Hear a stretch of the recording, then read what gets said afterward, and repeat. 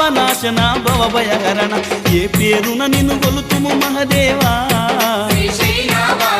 ఏ తీరున నిన్ను పూజింతుము దేవా ఏ పేరున నిన్ను కొలుతుము మహదేవా ఏ తీరున నిన్ను పూజింతుము దేవా శ్రీశైలవాస శ్రీ మల్లినాథ నీ దర్శన భాగ్యం ఈవయ్యా మా జ్యోతిర్లింగా